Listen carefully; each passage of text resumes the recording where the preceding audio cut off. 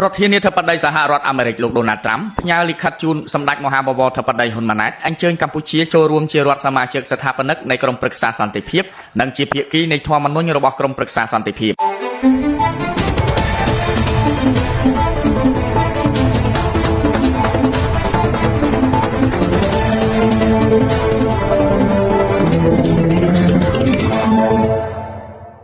លោកដូណាល់ J. ត្រាំប្រធានាធិបតីនៃសហរដ្ឋអាមេរិកនាថ្ងៃទី21ខែមករាឆ្នាំ2026នេះបានផ្ញើលិខិតជូនសម្ដេចមហាបវរធិបតីហ៊ុនម៉ាណែតនាយករដ្ឋមន្ត្រីនៃព្រះរាជាណាចក្រកម្ពុជាដើម្បីអញ្ជើញកម្ពុជាចូលរួមជារដ្ឋសមាជិកស្ថាបនិកនៃក្រុមប្រឹក្សាសន្តិភាពនិងជាភាគីនៃធម្មនុញ្ញរបស់ក្រុមប្រឹក្សាសន្តិភាពខាងក្រោមជាខ្លឹមសារបកប្រែក្រៅផ្លូវការនៃលិខិតរបស់ប្រធានាធិបតីដូណាល់ ត្រាំសេតវិមានទីក្រុងវ៉ាស៊ីនតោនថ្ងៃទី16ខែមករាឆ្នាំ2026សម្ដេចហ៊ុនម៉ាណែតនាយករដ្ឋមន្ត្រីនៃព្រះរាជាណាចក្រកម្ពុជាទីក្រុងភ្នំពេញសម្ដេចនាយករដ្ឋមន្ត្រីជាទីគោរពខ្ញុំមានកិត្តិយសយ៉ាងខ្លាំងបំផុតក្នុងការអញ្ជើញឯកឧត្តមក្នុងនាមជានាយករដ្ឋមន្ត្រីនៃព្រះរាជាណាចក្រកម្ពុជាចូលរួមជាមួយខ្ញុំក្នុងកិច្ចខិតខំប្រឹងប្រែងដ៏មានអត្ថន័យយ៉ាងសំខាន់និងមានសារៈប្រវត្តិសាស្ត្រដើម្បីពង្រឹងសន្តិភាពនៅតំបន់មជ្ឈិមបូព៌ា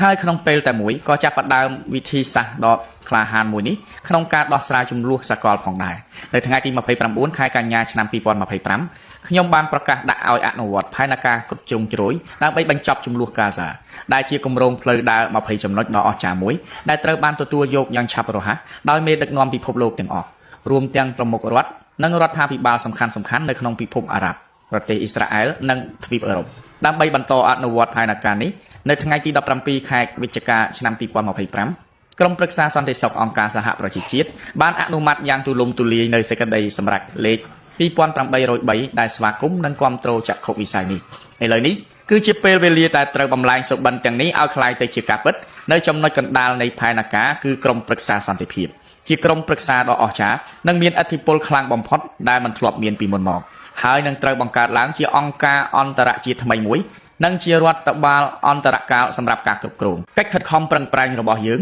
នឹងនាំឲ្យប្រទេសជាតិជាច្រើនដែលមានកិត្តិយសចូលរួមទទួលខុសត្រូវដ៏ថ្លៃថ្នូរក្នុងការកសាងសន្តិភាពយូរអង្វែងដែលជាកិត្តិយសមួយសម្រាប់អ្នកដែលត្រៀមខ្លួនដឹកនាំដោយគំរូល្អនិងវិនិយោគយ៉ាងឆ្លាតវៃក្នុងអនាគតដែលមានសុវត្ថិភាពនិងសេចក្តីរុងរឿងសម្រាប់ជំនាន់ក្រោយៗយើងនឹងរៀបចំកិច្ចប្រជុំជាមួយដៃគូដ៏ល្អនិងមានការបដិញ្ញាចិត្តរបស់យើង